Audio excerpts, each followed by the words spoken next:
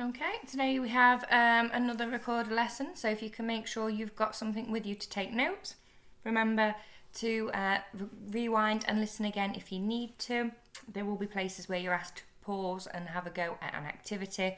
Remember to email a copy of your work to your teacher.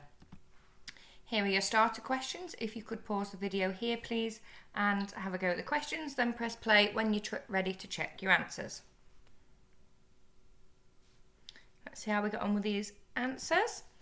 So first of all, for the factorising that you've done recently, remember you've got to take the biggest thing you can divide both parts by, and the highest common factor of 42 and 21 is 7, so we take a 7 out, and then we're asking ourselves, what do we times 7 by to get to 42x? So we need 6x on the inside. And what do we times 7 by to get to 21? So we need a plus 3 on the inside. So the answer should be 7 bracket 6x plus 3 close brackets. Expand. Now remember, expand means multiply out the brackets. So we're going to times both things on the inside by this 3. So we're going to do 3 times by 5x to get 15x, and 3 times by minus 2 to get minus 6. So we've got C equals 4D minus 7, and we need to find the value of C when we make D equal 6. So we're doing a substitution question, replacing the D with 6. Remember 4D means 4 times by D, so we're going to do 4 times by 6 to get 24, and then take away 7 to get 17. Express using the correct algebraic notation. So 4 times C, we don't use the time sign in algebra, we write 4C, number must go first. B times by B is B squared. And A times by B times by C. First of all, we'll get rid of all of those time signs, but the A times A can become A squared. So A squared, B, C. So today's lesson is expanding double brackets. We're going to try to expand and simplify the product of 2 brackets and then apply it eventually to problem solving questions. So there's 2 methods that are most common to expand double brackets. You might prefer one more than the other, so I'm going to show you both and you'll be able to pick which one you want to move forward with. Okay, so the FOIL method has a couple of names. You might have heard it called the smiley face method or the wonky eyebrow method. Okay, but essentially you break down timesing the parts by doing the first, outer, inner, last. And then the grid method, which we're going to go through first, is like doing the grid method for the normal multiplication of 2 numbers, except for we write the brackets on either side. So grid method first. Set up your grid. 1 bracket split up on one side, and the plus or the minus sign always goes with the second part, okay? So 1 bracket on one side, 1 on the other, it doesn't matter which way around you write them. And then you fill in the boxes by timesing the 2 things together that meet. So to fill in this box, we're going to do P times by P to get P squared. To fill in this box, we're going to do P times by minus 7 to get minus 7P. This box is plus 3 times by P, and the last one is the plus 3 times by the minus 7. So remember, it's a minus overall. We then write all 4 parts out, and the middle part can be simplified. So if you've got minus 7p and we add 3p onto that, we move up 3 places. So the answer would be p squared minus 4p minus 21. That's called a quadratic because it has a power of 2 in it. So the biggest power is a power of 2. So the FOIL method will get us the same answer, but it just is a different way of doing it. So first of all, you follow the words FOIL, and F stands for first, which means you're going to do the first things in each brackets multiplied by each other. So that's the P times the P to get the P squared. Then we do the outside numbers and letters in the brackets. That's the P times the minus 7 to get minus 7p. Then we're going to do the inner one, so the plus 3 times the P to get plus 3p. And then L for last, that's the last things in each bracket, so the plus 3 minus the 7. So if you notice, we actually end up with exactly the same things, the same 4 things, it's just a different way of laying it out. And we still simplify that minus 7p plus 3p to get to minus 4p overall. So could you please copy down those examples and then make a decision which one you're going to move forward with. Press play when you're ready to check, have a go at one yourself. Okay, here's a question I would like you to expand, please. Could you pause the video, have a go at expanding it, and then press play when you're ready to check if you got that right. Let's see how you got on. So either way, you should end up with the same answer of x squared plus 7x plus 10. Okay, well done if you've got that right. Here are some questions then I'd like you to have a go at. So this would be the amber objective expanding double brackets. There's 3 different sections to choose from.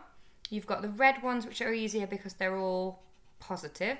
The ambers are slightly harder because you've got a bracket that's times by itself. So actually, first of all, x plus 2 all squared means you're doing x plus 2 times x plus 2. And the greens are slightly harder because you've got some negatives in there. So be careful with your working with negative numbers. Okay, can you press pause, have a go at the section you're going to work at, and press play when you're ready to check those answers. Here are the solutions then for those. Could you mark your work, please? Right, so if we're going to move on to the next objective then, so onto the green objective, we need to be able to multiply harder brackets. So the reason it's just that little step harder is there's a 2 on the inside. So if we're going to carry on, I'm going to demonstrate this with the grid method, but you can carry on using the foil if you prefer. We still set it up the same, so we've got one bracket on one side and we have another one on the other. The only difference is this very first bracket. So if you've got 2x times by x, you get 2x squared, and the rest of the method is exactly the same. So this one would be minus 3x, minus 10x, and plus 15, because you've got a minus times a minus there. You write all 4 parts out, and we still simplify the middle bit. So if I had minus 3x and I minus another 10, it takes me down to minus 13x. Could you copy that example down, please? Okay, here's another one then. So if you did the amber questions in the last one, you'll know that when you have one bracket squared, it means we're timesing that bracket by itself. So when you set up your grid method, you need that same bracket on both sides. 4x times 4x is 16x squared, minus 3 times by 4x minus 12x, and minus 3 times by 4x is another minus 12x. Minus minus makes a positive, but you've got a positive 9 there. All 4 parts written out next to each other. Minus 12x minus another 12x takes you down to minus 24x, so that's your answer for that one. If you want to copy that one down, please do. Here are some questions that I would like you to do, please. Could you pause the video, work through the section you're going to work through, and then press play when you're ready to check those answers. The green are all positive, the purple include some negatives as well. Here are the solutions then for these. Could you make sure you mark your work, please?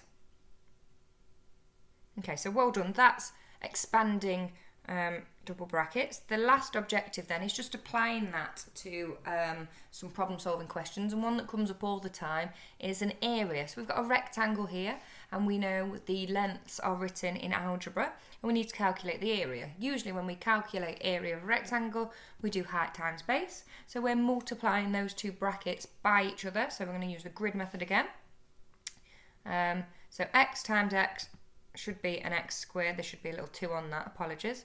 And then we've got 4 times by x to get 4x, x times by 3 to get 3x, 4 times by 3 to get 12. We write them back out so the x squared is on there, and simplify those middle ones to get x squared plus 7x plus 12. Could you copy that example down, please? Remember to put a little 2 on that PowerPoint there, please.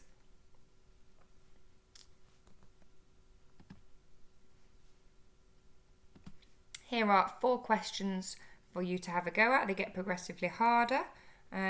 Could you pause the video, have a go at working them out, and press play when you're ready to check those answers, please.